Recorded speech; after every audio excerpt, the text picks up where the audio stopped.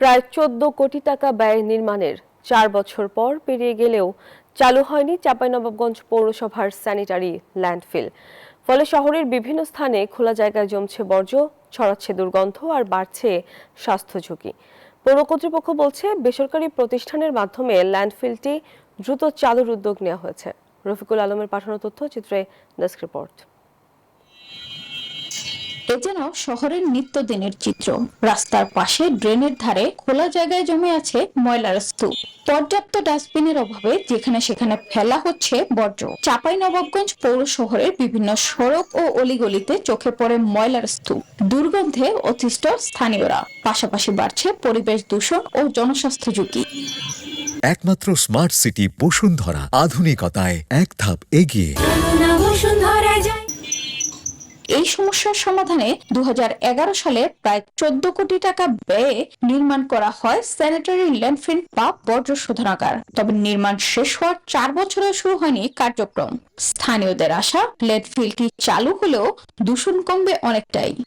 কষ্টের ভিতর আছি। পৌরসভার যত্রতত্র ময়লা আবর্জনা পড়ে আছে, এখান থেকে রোগ জীবাণু ছড়াচ্ছে, বিভিন্ন রকম অসুখ বিসুখ বাড়ছে।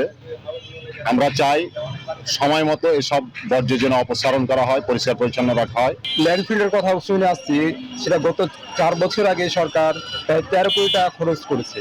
এই যে একটা সরকারি মোটা অঙ্কের টাকা খরচ করেছে, কিন্তু এই ল্যান্ডফিলটার আমাদের কোনো কার্যকারিতা দেখতে পাচ্ছি না। দীর্ঘ ৪ বছর উদ্বোধন হওয়ার পরও কেন? সার উৎপাদনের উপযোগী বর্জ্যের ঘাটতি থাকায় এখনো কার্যক্রম শুরু করা সম্ভব হয়নি বলে জানান শোধনাগারের তত্ত্বাবধায়ক। ব্যবস্থা তৈরি হবে, আবার গ্যাস তৈরি হবে। এখন পর্যন্ত কিছু বুঝতে পারছি না হবে কি না হবে। তো যদি হয় তো বললেন পৌরসভা একটু ভালো হবে, উন্নয়নটা হবে।